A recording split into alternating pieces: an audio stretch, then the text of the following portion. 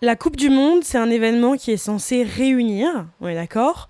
Et à premier abord, ça réunit effectivement les citoyens ensemble autour d'un jeu commun, d'un divertissement commun. Et le problème, c'est que c'est un rapprochement majoritairement des hommes entre eux.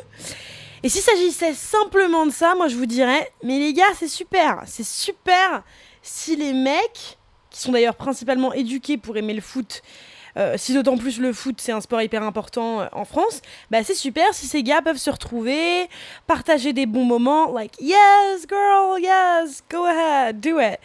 Mais malheureusement, c'est pas que ça. Parce que le sport, et notamment les matchs de foot et les événements sportifs importants, comme la Coupe du Monde, sont corrélés avec une hausse des violences conjugales et domestiques sur les femmes et les enfants. Eh oui. Parce que le monde ne peut pas être juste beau et simple. Le foot ne peut pas que être un sport avec des gens qui s'envoient des accolades, des bisous autour d'un jeu de balle qu'on se passe avec le pied.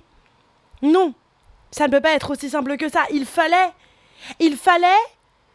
qu'il y ait quelque chose lié au patriarcat. Il le fallait.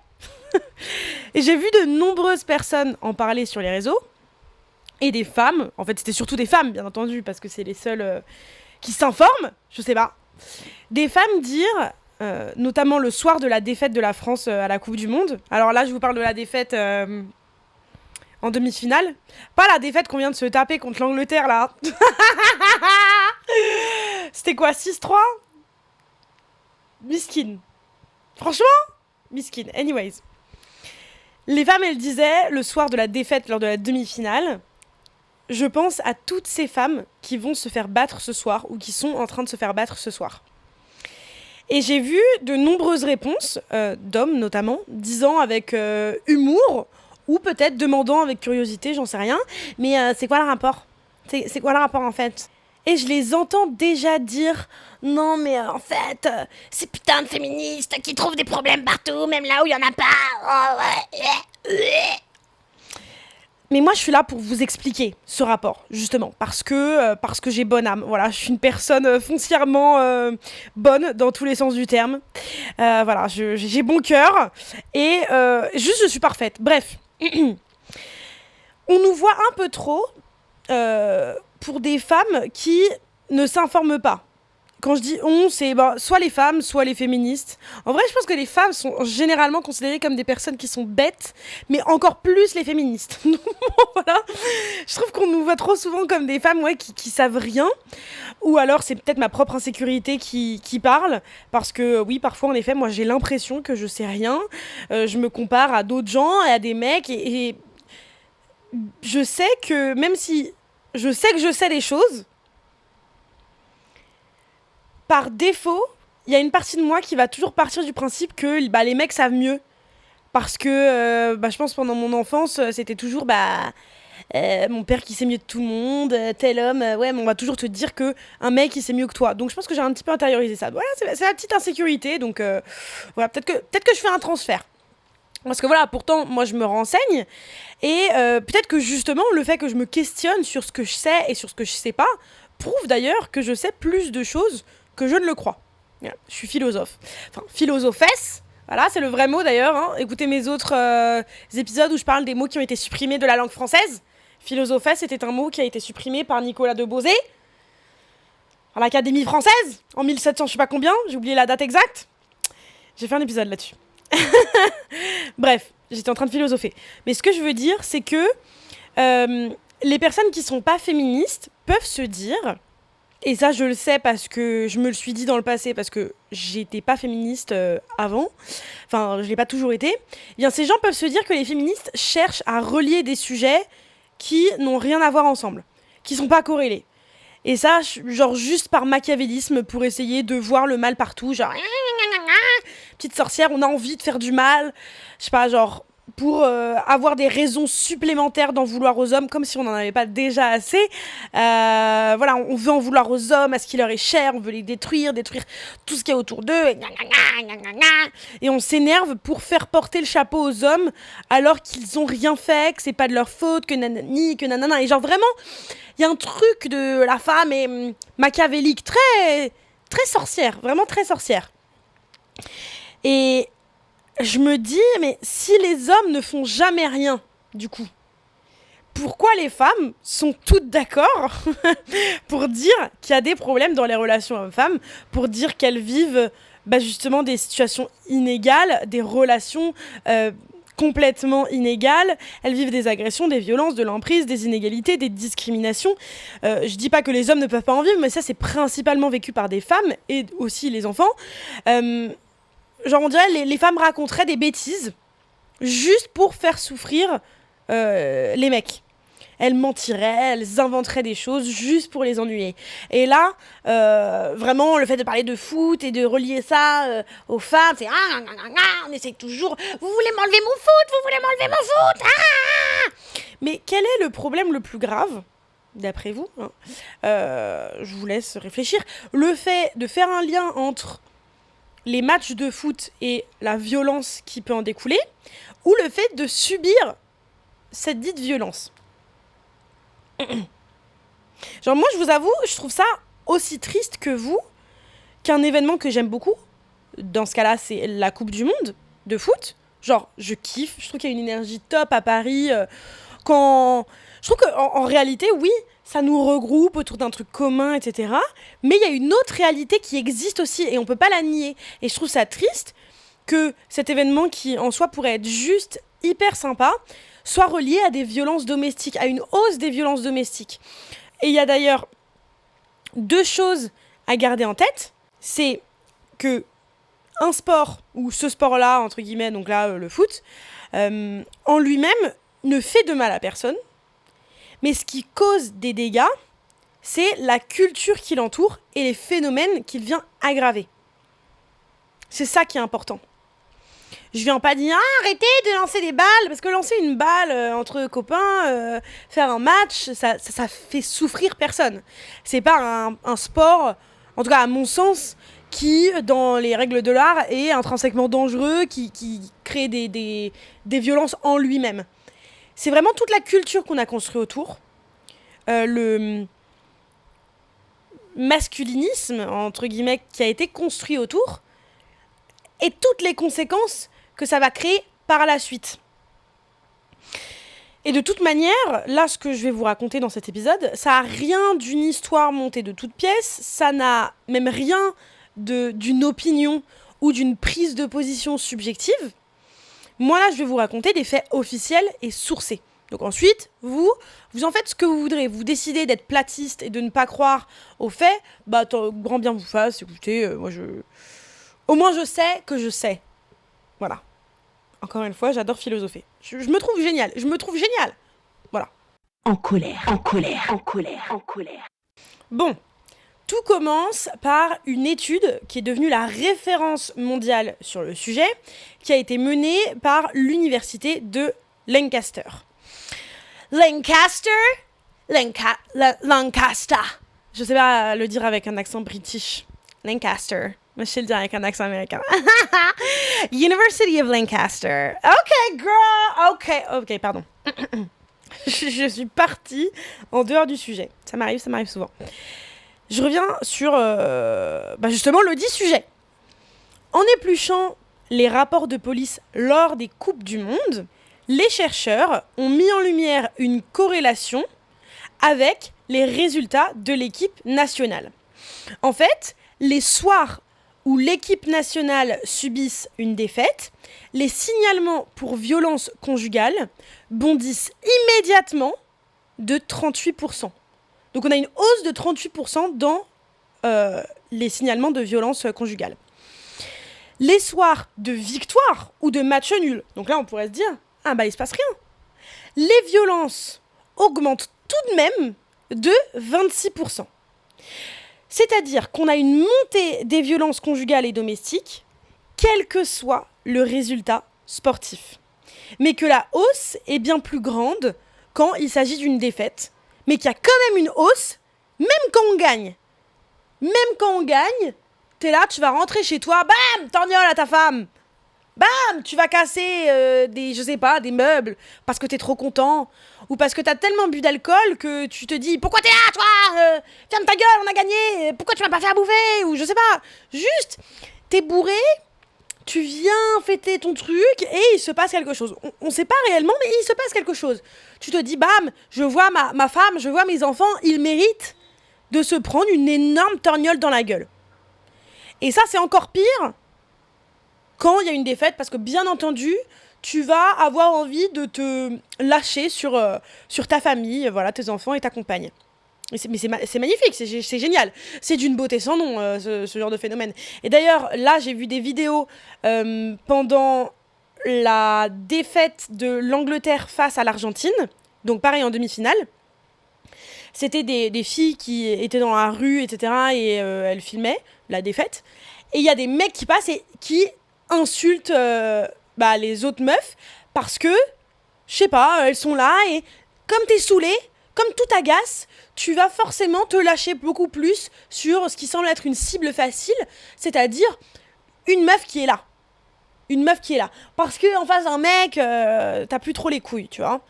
Et la cible facile, c'est les meufs dans la rue, mais encore plus la femme qui est chez toi et qui a pas fait les choses exactement comme tu le veux. Tu vois, t'as fait des paris sportifs ou que sais-je, t'as bu, t'es tellement déçu parce que le foot, on dirait que vraiment, pour certaines personnes, c'est toute leur vie, c'est leur cœur, c'est pas du tout leur profession, hein, mais leur cœur est dans ce match.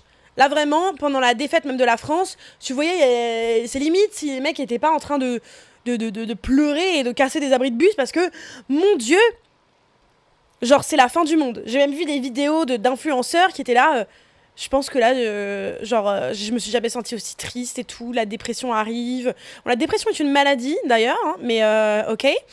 Et vraiment, c'est des mecs, je sais plus quoi dire. Alors je peux comprendre quand il y a quelque chose qui est important, je peux comprendre que ça t'affecte. Moi, quand il y a mon personnage préféré qui meurt dans une série, je suis abattue. Je suis abattue. Donc limite, je peux comprendre. Mais, en même temps, je peux pas m'empêcher de critiquer un petit peu. Ok, it's fine, guys. You're gonna recover. Genre, tu vas pas mourir de cette petite blagouze.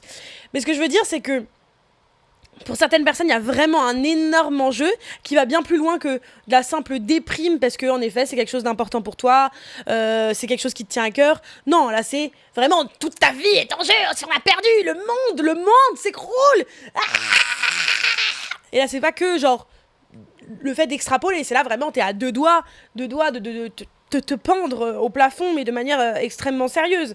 Et du coup, comme ta vie s'est complètement effondrée devant tes yeux, puisque un match a été mal réalisé ou que ton équipe a perdu, eh bien, tu vas défoncer la gueule de ta femme et de tes enfants. Et ça c'est quand même particulier. Si je puis me permettre. Je me permets juste de dire que je trouve ça quand même particulier et en même temps pas étonnant. Pas étonnant. Qui s'étonne désormais d'une hausse ou non des violences domestiques? Néanmoins, au tout début, moi quand j'ai appris ces statistiques, je me dis ah putain, ça me venait pas à l'esprit. J'allais pas penser que telle défaite allait avoir de telles conséquences sur les violences domestiques, les violences conjugales. Ensuite, une fois qu'on l'explique, je suis en mode ah bah oui, make sense. Mais direct quand tu me dis match de foot, femmes qui se font tabasser la gueule, je faisais pas forcément le lien parce que il y a une partie de moi qui était ignorante. Mais maintenant, je ne suis plus ignorante et vous ne le serez plus non plus. Vous allez répandre la bonne parole, prêcher la bonne parole, puisque maintenant vous savez. Maintenant, vous avez des statistiques officielles à donner aux personnes qui seront contre vous, qui viendront vous donner des vieilles théories nulles, qui vous diront « mais non, ce n'est pas vrai !» ou même les gens qui vous diront « mais il n'y a plus d'inégalité salariale en France !» 14% encore. Et encore 14%, c'est un chiffre officiel. Allez, hop. Le problème, c'est qu'il y a beaucoup de gens qui disent tout le monde sait, c'est bien connu que ta. Et en fait, c'est pas des vraies stats. Et c'est ça qui est chiant, c'est que là, moi, je vous donne, vous allez dire ça. D'après l'étude de l'université de Lancaster menée en lien avec les rapports de police lors des Coupes du Monde, nanana, plus 38%, plus 26%. Voilà. Comme ça, au bout d'un moment, vous citez la source. Parce que les gens qui disent oui, d'après des chiffres, nanana, nanana, et bam, ils vont te sortir n'importe quel chiffre et ça va être de la connerie pour après essayer de te faire fermer ton clapet. Parce qu'il y a des mecs qui disent avec tellement de... Ils sont tellement sûrs d'eux. J'ai vu une vidéo d'un gars qui disait oui, mais c'est bien connu, et c'est connu médiatiquement et scientifiquement que 90% des femmes sont bien plus heureuses quand elles restent à la maison à s'occuper des enfants.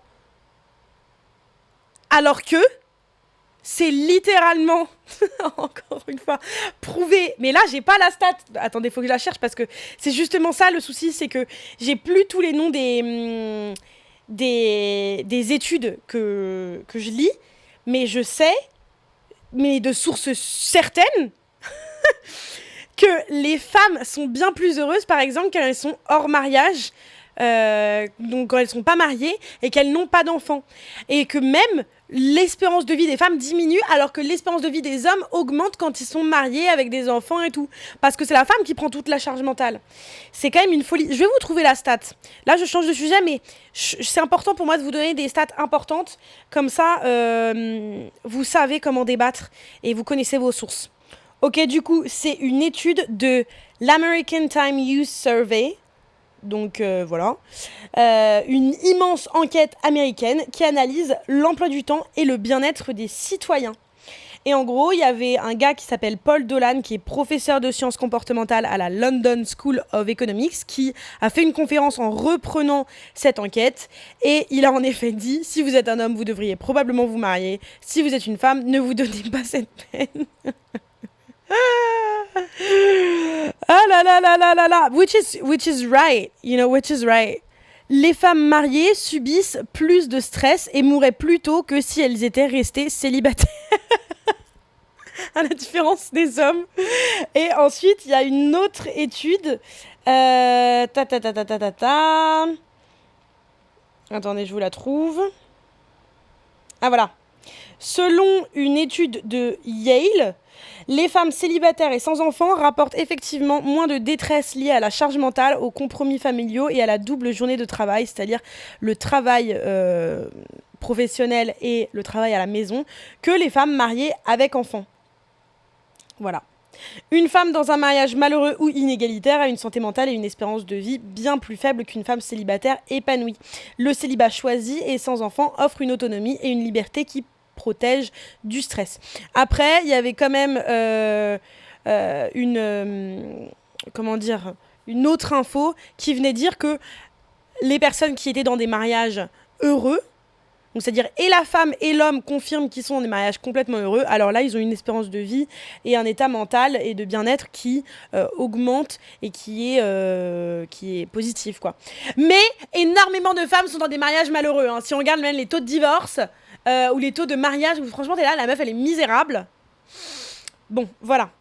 J'en reviens à ce que je disais, parce qu'initialement, on parlait de foot. Voilà, on parlait de foot. Je disais donc que peu importe le résultat d'un grand match sportif, c'était corrélé à chaque fois à une hausse des violences conjugales et domestiques. Et pour aller plus loin, je me suis plongée dans une autre publication. En fait, en décembre 2022, le British Medical Journal, le BMJ, publie une analyse qui a été menée par 3 chercheuses, parce que it's always girls. Christy Forsdyke, Lisa Hooker et Anne-Marie Laslett. Ok, Anne-Marie, Christy et Lisa. Je m'adore. Bref, ces 3 grandes reines, elles sont incroyables. Elles ont fait cette grande analyse. Et en gros, les jours de match où l'équipe gagne, les cas de violence conjugale qui impliquent, et c'est là la différence, qui impliquent une consommation d'alcool, ce qui est généralement le cas, montent en flèche non plus de 38%, mais de 47%. C'est-à-dire qu'on est à presque une hausse de la moitié des violences conjugales. On est à près de 50% de hausse des violences conjugales et domestiques dans ce cas-là. C'est-à-dire dans le cas où il y a des matchs de foot et les personnes sont sous l'emprise de l'alcool. Ce qui est honnêtement constamment le cas, enfin sous l'emprise. À partir du moment où il y a une consommation d'alcool. Vous allez me dire que vous allez voir un match de foot sans vous prendre une pinte ? Voilà. Et vous allez me dire, mais pourquoi une hausse de 47%? Mais vous connaissez déjà la réponse.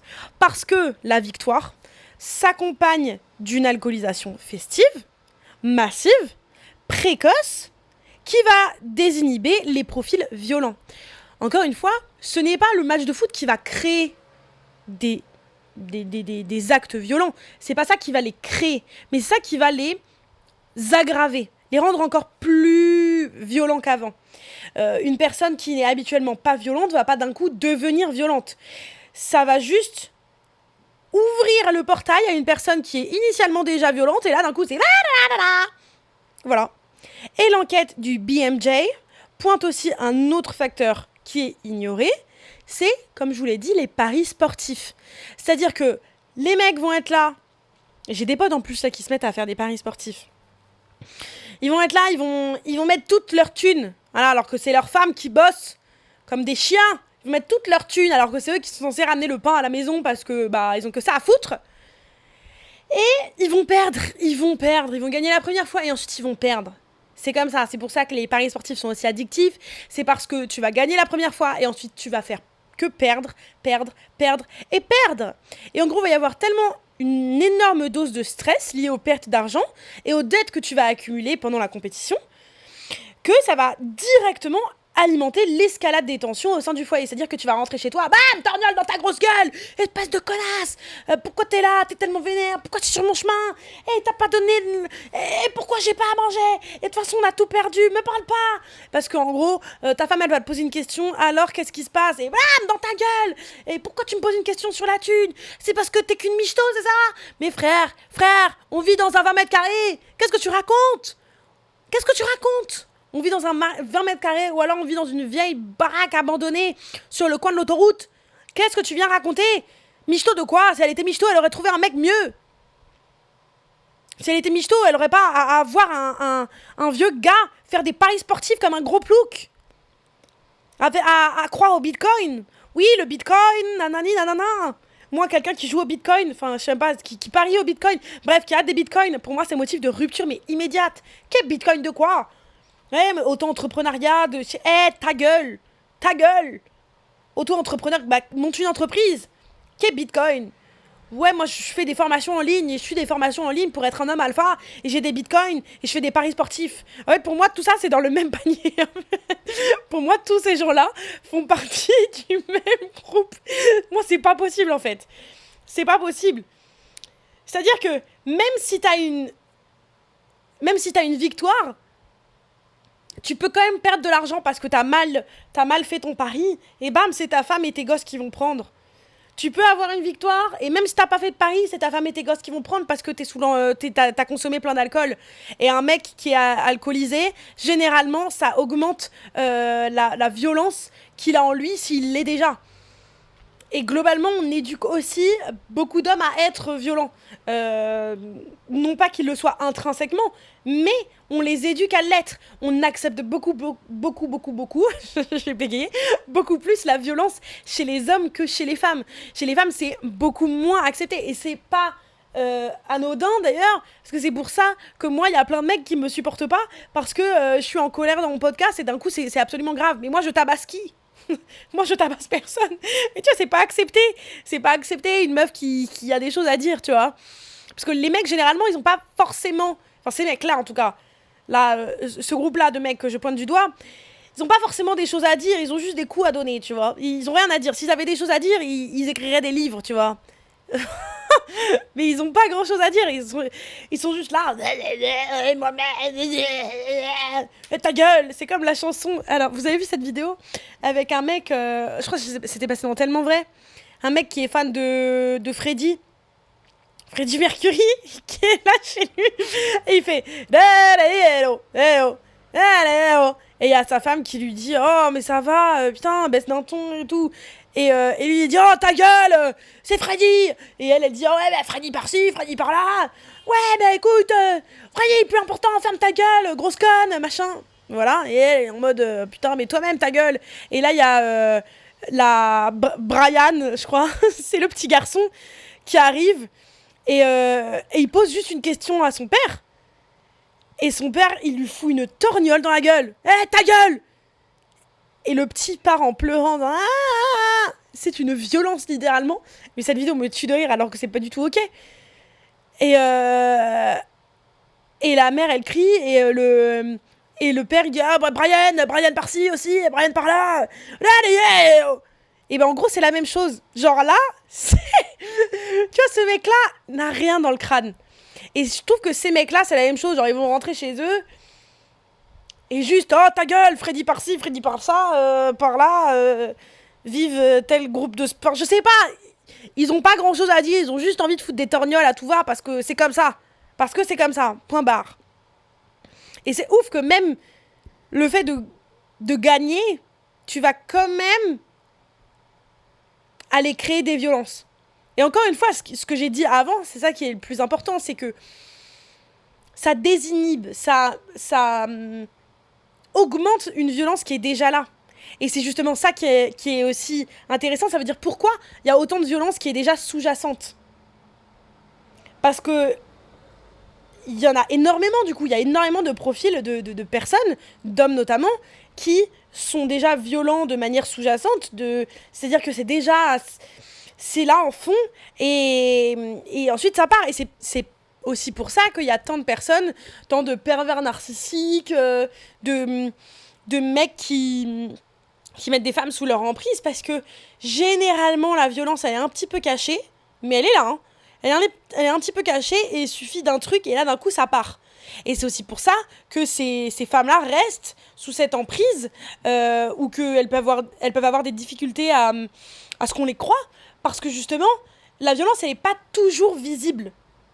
Et c'est ça aussi ce système, c'est-à-dire qu'on vit dans un système, c'est pour ça que c'est difficile de le dénoncer, parce que les hommes qui sont même violents vont avoir du mal à avouer qu'ils le sont parce qu'ils le sont pas constamment. C'est comme là, je suis en train de penser à l'histoire entre Ilona Goss et Julien Bert. Je pense que vous connaissez déjà, sinon allez regarder sur YouTube parce que c'est quand même... elle avait fait des vidéos où elle racontait tout ça et c'était quand même difficile à regarder ces vidéos-là. Parce que ce mec, Julien Bert, tout le monde le trouvait toujours trop mimi, et agréable et gentil, etc. Et elle raconte a posteriori comment, en fait, c'est justement ça qui la faisait rester.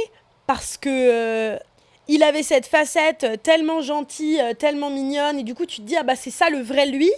Et sauf qu'en fait...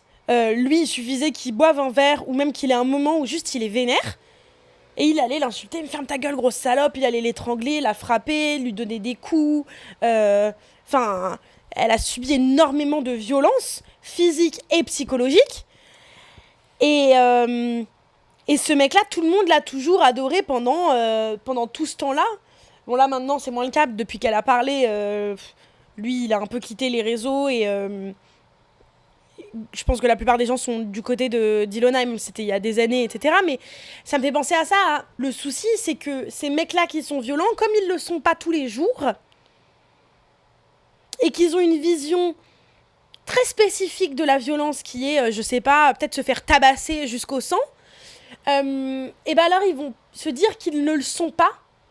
Et même les femmes, on va se dire qu'ils le sont pas parce que... nous on va se dire ça parce qu'on les aime ou parce que si ou parce qu'on est sous leur emprise, et eux c'est parce qu'ils ont une image juste qui est complètement différente et que les moments où ils étaient violents, oui mais c'était une erreur, c'était parce que j'avais bu, j'ai monté mon poing mais en vrai voilà c'était juste un coup de folie, et on tourne autour du pot pour éviter de mettre le mot, pour éviter de dire mais non mais c'est ça en fait la violence. C'est comme une grande majorité d'hommes qui ont commis des agressions sexuelles et des viols, et on n'a que un à qui j'ai parlé, qui d'ailleurs peut écouter ce podcast très certainement, qui a lui eu maturité, en tout cas, d'assumer qu'il a fait partie de ce groupe d'hommes à un moment. Tous ces hommes-là qui en fait, commettent des violences sexuelles sans l'assumer ou même le savoir. Peut-être qu'ils le savent, mais qu'ils osent pas mettre le mot parce que ce serait trop affreux de l'assumer. Il y a vraiment qu'un gars qui a assumé ça en me disant bah c'est vrai que je forçais. Et rien que le fait de forcer, c'est une agression sexuelle. Le fait de forcer, le fait d'insister, c'est une agression sexuelle. Le fait d'essayer de convaincre une personne et de convaincre ta meuf de coucher avec toi, c'est une agression sexuelle et ou un viol. Tout ça, ça fait partie de ce spectre-là.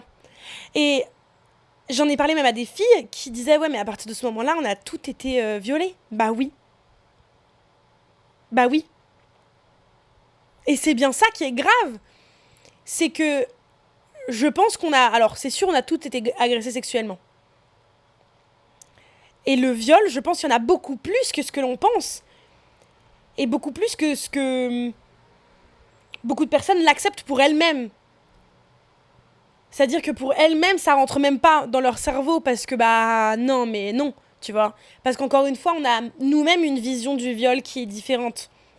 Et c'est d'ailleurs pour ça que si on se fait violer, on va avoir un moment où on se dit, mais non, mais c'est pas ça, je suis un peu un imposteur, je mens, parce qu'il y a des femmes qui souffrent vraiment, qui ont vraiment vécu des choses qui sont vraiment graves, parce que nous-mêmes, on a cette version-là d'un viol, d'une agression sexuelle qui est très noir ou blanc, en fait. C'est un truc ou l'autre, il n'y a pas de zone grise, alors que justement, la violence, parfois, c'est gris. L'agression sexuelle, le viol, parfois, c'est dans cette zone de flou. C'est justement pour ça que c'est si difficile à assumer, à définir et à pointer du doigt. Parce que pour la personne qui le suit et parfois pour la personne qui le commet, c'est un mix de tu peux te faire violer et agresser sexuellement par quelqu'un que t'aimes. Tu peux avoir voulu et pas voulu sur le coup. Tu peux avoir gueulé sur ton mec et lui ensuite il t'a frappé et tu te dis ouais mais c'est ma faute, j'ai gueulé, je l'ai insulté. Ouais mais en fait on n'aurait pas dû te frapper. On n'aurait pas dû même te faire peur. Tout ça c'est de la violence. Et c'est ça qui fait que le système est encore plus énorme qu'on ne le pense, que la bataille est encore plus énorme qu'on ne le pense aussi, parce que, encore une fois, là, ce qui se passe pendant les matchs de foot, ça ne fait que révéler un système qui est encore plus grand. C'est-à-dire une quantité d'hommes violents qui est encore plus grande que ce qu'on ne le pensait. Je sais pas si vous captez ce que j'essaye de dire. Enfin bon. Et là, je parlais des paris sportifs initialement, mais bon, j'en reviens à ce que je disais. Quand on suit aussi la chronologie des faits, on se rend compte que cette violence, elle ne s'arrête pas au jour du match, au jour ou au soir du match. Le BMJ, donc l'enquête faite par ces femmes, à la British... c'était quoi déjà? British Medical... British...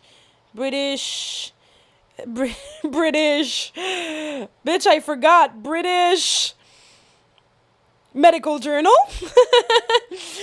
Le BMJ démontre qu'il y a un effet de débordement. C'est-à-dire que les lendemains de match, les signalements à la police restent encore supérieurs de 18%, de 18% à la normale.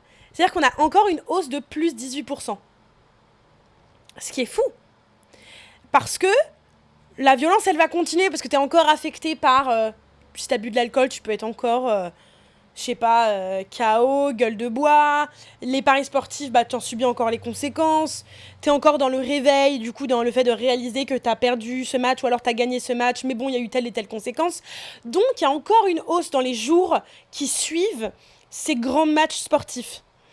Et en France, on a des données statistiques qui sont plus rares, parce qu'on est nuls, parce qu'on étudie moins ce genre de trucs. Donc c'est plus rare qu'en Angleterre, mais les associations et les structures hospitalières, elles constatent en gros la même dynamique. Pendant la Coupe du Monde, on observe aussi une hausse conjointe des interventions d'ambulances, des admissions aux urgences hospitalières et des appels aux lignes d'entraide, donc qui s'appellent le SAMU, les pompiers, peu importe, la police. Et les soirs de défaites majeures ou de matchs à très haute tension, les services d'urgence hospitaliers, donc j'ai du mal, les services d'urgence hospitaliers, j'ai du mal à parler, par exemple le SAMU, ainsi que les forces de l'ordre, notent aussi une hausse des interventions pour des différends familiaux, des violences physiques pendant la nuit. Et la nuit d'une élimination, et bah pareil en fait, ou même d'une défaite en finale, d'une défaite importante, et bah c'est statistiquement l'une des plus chargées pour les secours et les lignes d'écoute. Et là, je tiens à donner un autre point, c'est il y a aussi les... Comment ça s'appelle? Comment ça s'appelle ces groupes de fans là? Les ultras? Je sais plus, c'est ces groupes de fans qui... Ils vont se tabasser l'un l'autre. Bon là, ils se tabassent entre mecs. Donc pareil, encore une fois, la violence est aussi présente, hein. Donc ils vont se tabasser, nanana, nanana, ouais, mais toi t'es de l'OM, non, mais moi je suis du PSG. Comme si vraiment il y avait un enjeu, mais un enjeu de taille que nous ne pourrions pas comprendre. C'est-à-dire que vraiment ta vie va s'effondrer. Enfin, je peux comprendre qu'une défaite, qu'un truc te saoule, que te mette mal, que ça te mette pas bien, mais là, si tu vas tabasser la gueule de quelqu'un d'autre, ça me dépasse. Et peut-être que ça me dépasse parce que je suis une meuf et que on nous apprend à ne pas être violente. Ou peut-être que même des hommes non violents peuvent être en mode complètement dépassés par ce genre de truc. Mais ça, c'est quelque chose que je ne peux psychologiquement pas comprendre. Je peux pas envisager. Je comprends pas. Je comprends pas. Et encore une fois, il y a des facteurs aggravants qui sont aussi documentés en France. Il y a la combinaison de 3 facteurs qui peuvent expliquer aussi ces pics de violence. La première, c'est l'alcoolisation massive, dont on a déjà parlé, donc la consommation d'alcool, qui est souvent plus précoce, c'est-à-dire on va boire tôt, et plus importante les jours de match. Ça va exacerber l'agressivité, forcément, et désinhiber les comportements violents. Il y a l'investissement émotionnel et la frustration, qui est le deuxième point. Une défaite va générer une frustration immense qui est directement déchargée dans la sphère privée, mais aussi, par exemple, si on gagne et qu'il y a des pertes d'argent, voilà, il y a une frustration et un investissement émotionnel qui est aussi présent. Il y a l'horaire des matchs qui est aussi un grand facteur, c'est-à-dire que les matchs qui sont diffusés tard en soirée, ça va prolonger les tensions jusque dans la nuit. Et du coup, ça va augmenter le risque de violence intrafamiliale nocturne. Ensuite, les chercheuses de la BMJ, elles notent aussi une faille qui est quand même très importante, c'est les données médicales des urgences enregistrent souvent les faits comme des agressions physiques, donc globales, sans spécifier qu'il s'agit de violences conjugales. Ça veut dire que les chiffres qu'on a sur les violences conjugales sont très probablement sous-estimés par rapport à la réalité. Parce qu'il y a énormément de violences conjugales qui sont mal répertoriées à l'hôpital. Et il y a 2 autres points qui ont été soulevés par ces chercheuses-là. D'abord, c'est qu'il y a certains sports comme le football masculin, et ça c'est un point important, quand je vous disais que le sport en lui-même, c'est pas ça le souci, c'est aussi la culture autour. Et bien justement, là il y a une culture, en tout cas autour du foot en France, et dans d'autres pays pour lesquels ce sport-là est très important, c'est une culture de rivalité intense et une forme de masculinité toxique. Il y a vraiment un truc de, même avec les ultras, etc., c'est les hommes, nanana. Alors que, par exemple, il y a énormément de matchs de foot féminin. Et quand on dit foot, par défaut, c'est masculin. Voilà. Alors que les matchs de foot féminin sont hyper stylés. Et je suis d'ailleurs fautif parce que même moi, je ne le regarde pas parce que c'est pas mis en avant. Et je devrais le regarder. Hein. Mais il y a un truc de, c'est vraiment pour les hommes. C'est que les hommes, c'est les hommes les plus forts. Et ça nourrit un truc de testostérone, mais pas stylé, tu vois. Genre, je sais pas s'il y a la même violence quand il y a des matchs de rugby.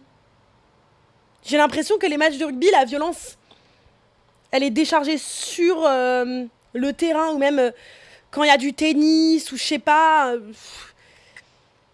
Là, il y a un truc lié au foot qui est très... Vous voyez ce que je veux dire? La violence, elle est franchement plus facilement tolérée dans ce sport-là. Il y a une culture qui, à certains niveaux, devient plutôt testostérone toxique. Vous voyez? Alors que par essence, ça l'est pas forcément. Et ensuite, encore une fois, ces violences, elles sont structurelles. Ça, c'est un point extrêmement important à rappeler. C'est que dans tous les cas, 27% des femmes dans le monde de plus de 15 ans ont déjà subi des violences de la part d'un partenaire intime. Et les grands matchs vont aggraver cette situation qui est déjà critique. Mais c'est justement ce que je vous disais en vous disant que tout ça, ça révèle juste un système sous-jacent qui est déjà présent. Un système, une sorte de toile d'araignée qui est là, quoi. C'est là. Et c'est juste à ces moments, c'est comme si ça ouvrait un portail. On pouvait voir toute la violence qui est déjà présente. Et il faut se battre contre ça. Il faut se battre, il faut dénoncer, il faut, je sais pas, en parler. Déjà savoir nommer, connaître ces statistiques, s'informer. Parce que la connaissance, c'est la base de la bataille et de la réussite. Voilà. On va se battre grâce à la connaissance et grâce à toutes ces informations-là, grâce à la réflexion. Voilà. C'est très important de se dire ça. Et j'espère qu'à l'avenir, on peut avoir des moments de communion. Voilà, que c'est quand je pense par exemple à la comment ça s'appelle? Carrément, j'ai oublié le nom. À la gagne, à la victoire, voilà. À la victoire, à la gagne. À la victoire de la France à la Coupe du Monde en 2018. Moi, je me souviens d'un moment génial où tout le monde était ensemble et voilà. Mais encore une fois, je me dis, je suis biaisée parce que je dois croire les statistiques plus que mon expérience personnelle, parce que mon expérience personnelle est visiblement privilégiée. Parce que justement, même quand il y a une victoire, il y a une hausse des violences conjugales et domestiques qui est quand même présente. Mais j'aspire à ce qu'il y ait ces moments-là où on peut avoir une communion entre citoyens et citoyennes autour d'un divertissement commun. Et une communion qui ne soit pas liée à une violence. Mais pour que ça ne soit pas lié à une violence, il faut attaquer, prendre le sujet à deux mains, là, comme ça, comme on dit, à pleine main, à plein les bras, je sais plus. À deux bras, je sais plus comment on dit. Comment on dit? Prendre un bras le corps, voilà, je crois que c'est ça, un bras le corps, à corps le bras, je sais plus. Prendre le sujet à bras le corps qui est que ce n'est qu'un désinhibateur. Bref, ces matchs, le sport, ces moments-là, ne font que aggraver une situation qui est déjà présente. J'ai l'impression que je me répète là-dessus, mais du coup, j'aspire certes à ces moments de communion, mais pour avoir ces moments de communion, il faut tackle le sujet qui est la violence conjugale et domestique, structurelle en France. Parce que là, quand on s'imagine violence conjugale, on s'imagine des violences entre deux personnes qui sont mariées. Mais violence conjugale, c'est tout simplement des violences avec un partenaire, une partenaire. Et donc, il y a des violences conjugales quand on est ado. Et je sais qu'on peut ne pas nommer ça de cette manière, mais sauf que c'est le cas. Encore une fois, l'importance de nommer les choses telles qu'elles sont, c'est ce que je vous ai dit. Là, 27% des femmes dans le monde de plus de 15 ans subissent des violences conjugales. Donc, il y a tout ce sujet. Comment réduire ces violences conjugales-là? Comment aider? Comment améliorer cette situation pour qu'il y en ait moins? Ou qu'elles soient... qu'on les évite plus, qu'on les dénonce plus rapidement? Pour moi, la première chose, c'est de réussir à nommer, à se rendre compte que, tiens, ce que je vis, c'est ça. Et à partir du moment où on peut le nommer, on peut plus facilement en sortir. On peut plus facilement aller chercher de l'aide. Parce que si tu peux pas nommer que ce que tu es en train de vivre, c'est une violence conjugale et ce n'est pas normal, il n'y a aucune raison de partir et encore plus de difficultés en tout cas à partir parce que tu vas essayer de normaliser la situation. Parce que, ah oui, mais telle personne, elle est gentille, tant de pourcents du temps, et tant de pourcents du temps, c'est pas de sa faute, et c'est parce que... Ouais, mais en fait, c'est comme ça que c'est nommé. Euh, donc, peut-être que la première chose, c'est nous-mêmes s'informer, si on n'est pas en train de vivre ces situations, s'informer, savoir nommer, en parler autour de nous, pour pouvoir permettre à d'autres femmes et à d'autres hommes en croissance, à des garçons en croissance, à justement se rendre compte de ce qui est normal et ce qui ne l'est pas, pour pouvoir potentiellement, par la suite, aspirer à des moments de communion qui ne soient pas liés à de la violence, qui ne viennent pas créer une violence supplémentaire, parce que cette violence-là serait déjà diminuée, grâce à l'éducation, en fait. Parce que les hommes ne sont pas violents intrinsèquement. Et les femmes ne sont pas soumises intrinsèquement. À la base, on est juste des bébés. Hein. Tout ce qui se passe, ça vient de l'éducation. L'éducation qui est faite à la fois par notre entourage, notre famille, nos amis, et surtout la société, le patriarcat. Donc, réussir à prendre ça à bras-le-corps, c'est ça qui est le plus important selon moi. Voilà. Vous venez d'écouter un épisode du podcast En colère. Si vous êtes toujours zen, c'est que vous n'avez pas écouté assez fort. Vous trichez. Bon alors maintenant, soit vous allez crier dans votre oreiller, soit vous écoutez l'épisode d'après. Allez, oust!